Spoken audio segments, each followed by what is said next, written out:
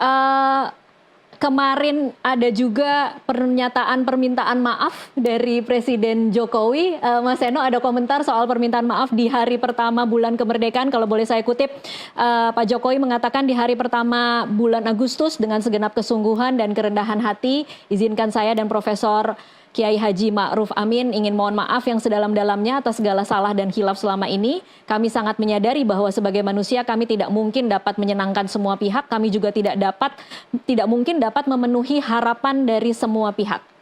Ada yang kemudian Ya, mempertanyakan ketulusannya. Kalau Mas Seno seperti apa? ya sebenarnya kita semua tentu ingin berpemikiran positif. Namanya di momentum seperti itu kan minta maaf suatu hal yang ya baik untuk disampaikan. Tetapi alangkah lebih baik kalau permintaan maaf itu juga diiringi dengan perbuatan. Pertanyaannya kan sekarang adalah minta maafnya untuk apa dulu? Bisa nggak misalnya Presiden menyampaikan list hal-hal yang dianggap kurang itu menurut Presiden itu apa saja? Gitu. Kami tentu akan merasa bermakna permintaan maaf itu apabila diimbangi dengan sebenarnya apa sih yang dimaafkan, diminta untuk maafnya kepada rakyat itu apa? Persoalan apa saja? Apakah persoalan demokrasi kita? Apakah persoalan misalnya ekonomi kita? Apakah persoalan tentang glorifikasi IKN terus-menerus? Dengan padahal di situ ada banyak misalnya persoalan tanah yang masih perlu dikomunikasikan pada publik, bagaimana penyelesaiannya, masalah apa sebenarnya yang dimintakan maafnya kepada publik. Baik. Nah, hal itu tentu juga akan menjadi sangat bermakna kalau diiringi dengan komitmen Presiden Jokowi untuk tidak mengulangi kembali.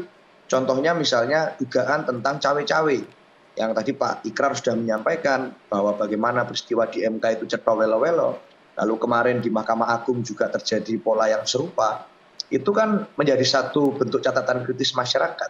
Harusnya permintaan maaf itu akan jauh lebih bermakna kalau diiringi komitmen misalnya agar tidak melakukan cawe-cawe politik apapun sebagai presiden maupun dengan pengaruh kekuasaan yang ada di istana untuk misalnya mengendorse ikut intervensi di dalam pemilu kepala daerah besok. Iya. Biarkanlah rakyat merayakan pemilunya sendiri, biarkanlah rakyat menentukan pemilunya sendiri, dan itu akan lebih bermakna apabila dilakukan oleh presiden, termasuk tidak mengendorse atau memberikan akses privilege kekuasaan kepada keluarga untuk masuk pilkada. Saya rasa itu akan baru jadi satu hal yang valuable kalau itu diiringi dengan perbuatan semacam itu.